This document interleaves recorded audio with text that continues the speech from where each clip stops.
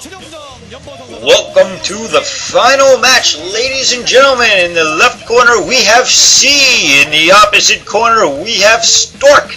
This is gonna be an epic match and a battle to the end for sure. Let's get ready to rumble! That was retarded. We got C versus Stork in the final matchup, and they are playing on Destination. I messed that up twice, but that's what it is, Destination. C, obviously the Terran player in the top 12 o'clock-ish position. Stork, the Protoss player, in the 5 o'clock-ish position. And yeah, it's a two-player map, and basically they know where each other are, so you could definitely expect to see a proxy build of some sort, but at the same time they should expect to see a proxy build of some sort. So I don't really expect that to happen, to be honest. I expect that we'll have an actual game here from C the Cheeser. I'm being a little mean to C, but we'll see how we can do against Stork in a real game, because I think that's what we're going to get. There we see C's build. Yeah, he's definitely doing a standard build at this point, putting down a supply depot on what looks to be 8th SCV, which is standard. And Stork also doing a non-proxy build, which is good to see. If you guys didn't watch the last game, it was a really impressive game. I couldn't believe the way Stork ended it and knocked Hero out of the MSL. It was honestly a very impressive gameplay game, in my opinion. And there was some really nice micro of those two Reavers. If you were watching that, you might want to rewind it and watch it again. And especially if you're a Protoss player wondering how you can improve your Reaver micro, watch that like 5 times. The anticipation of Stork and the ability to foresee what C is about. Hero was about to do, who he was about to attack based off the motion of the goons that he was fighting against. Genius. That was great micro, and winning that match pretty forcefully after that point. That looks like C's little brother. No, I do not think all Korean people look alike. I just think he kind of looks like C. Besides, whoever said C couldn't have a brother? See, they keep going back to him. It's got to be his brother. And they went to C too. And bowing your head does not get you away from a camera that can follow you. Tip for life. So, anyway, C going for his barracks, and shortly after that I would assume he's going for a factory. I would think it'd be silly for him to go anything else at this point. Be very non-standard for that matter. And finally sending out a scouting SCV. I say finally, but it really isn't particularly late. It's a very common time to wait to send out a scout. Stork, on the other hand, not scouting early and just sending out his Zealot to scout, it seems, versus having a scouting probe.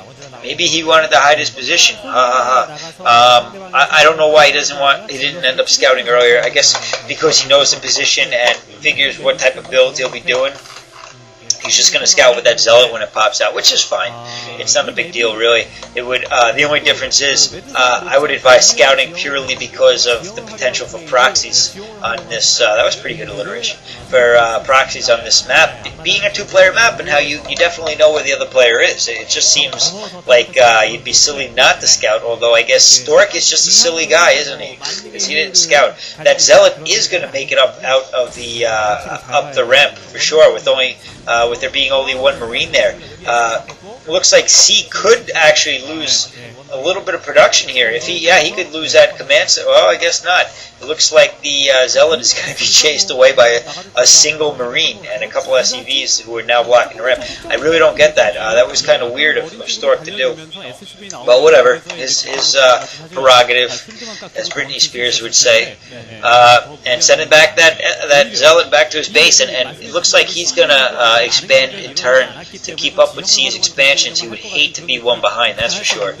So C actually dictating the gameplay slightly, although that's not to say that Stork wouldn't have expected to do that. And that now Stork's actually sending up some goons to harass the front door of C a little bit, so we will see a little bit of reaction from C.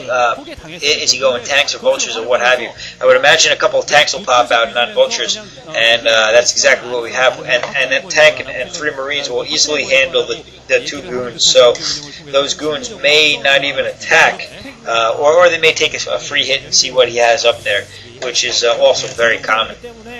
And it looks like a robotics facility going down as per usual for Stork, who is having pretty good luck with Reavers for the most part, so he's, I guess, deciding to stick with that plan, which I think is a good idea.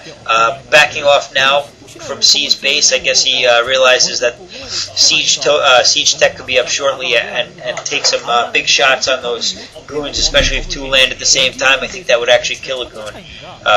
Even two of them, possibly. I'm not really sure, to be honest. I can't remember. Whatever. A couple more gateways going on for Stork as well. So, C rescouting, and he's going to find that Nexus is up and running. I'm surprised that Stork wasn't able to stop that, but yeah, I guess he had his forces elsewhere in the meantime.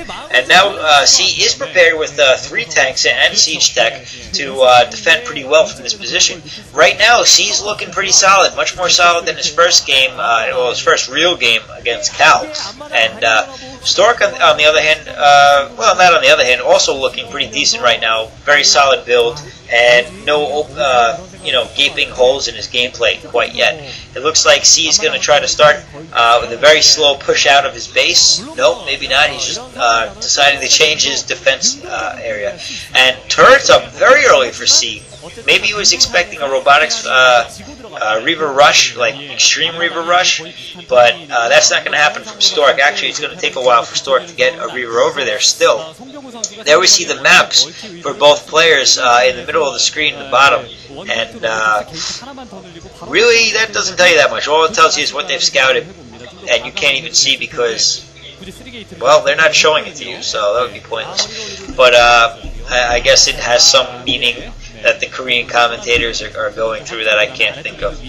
What you do see is a slight view of their macro capability early on, which is interesting, but again, just by looking at the minimap, it's really not that much to look at. A lot of turrets going up once again for C, really fearing this Reaver harassment. Not too, kind of understandably after losing to Cal and having a serious Reaver harassment against him, taking out tanks and SCVs left and right. Looks like Stork is working on getting his Reaver out now, and he's going to have a couple Zealots in there too to distract tank shots, I'm sure. Starport going down. Now that's new. I'm curious if he's going to go. Actually, he's probably going to go carriers. I say that because we haven't seen even a Citadel of a Dune, which you would need to make a Templar Archive to go Arbiters. Whereas the typical carrier build is a starport, then followed by the fleet beacon, and then followed by another starport, not to waste minerals making 2 starports that you won't use for a while. So I expect to see a fleet beacon going up, and a pylon block, probably a good idea for Stork actually. I think that was the right move right there. And here we see the fleet beacon! Yeah, so he is going to go carriers. There's his second starport, which will be finishing just around the time that the first one, that the fleet beacon finishes. And Stork, oh, pay attention, man!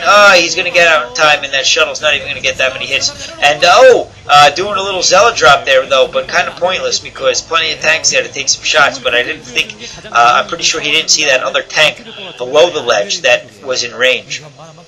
So C doing a very good job of deflecting that Reaver harassment, which is going to put Stork into a little bit of a tough position because those carriers are going to take a little while to pop out, and he's going to have to keep back the forces of C from pushing forward in the meantime, just long enough to get, say, 4 carriers out, at which point he'll be pretty effective with them, assuming C doesn't scan them. But I didn't even see an academy yet, so let's just say that for now, C is not going to see them. C is not going to, and they're homophones, even better. Nice Reaver Scarab right there, and amazing how the Scarab doesn't take out all the SCVs. For some reason, it only took out 4 or 5 of them, but still pretty effective in the fact that he got that Scarab off, and C had no reaction time at all to that, which, to be honest, was probably the thing to do, because since the Scarab went off, he was bound to lose SCVs, and he would have had to clump them all. If he clumped them up, he could have lost them all. If he brought them all to his other base, well, he could have just wasted mineral mining time. So either way, it's probably an even exchange for the most part. But I mean, for on C's, part. But I don't remember where I was going with that. Anyway, the carriers look like they're coming out now for Stork, and well, or shortly anyway. But carriers take quite a while to build. And Scan is up for C, so I was a little off on Academy, and also an Armory is up for that matter as well. What's going on, Stork? Oh, Stork loses that shuttle. What are you doing, man? And Stork with his poker face of, I swear, this kid only plays with his mouth open.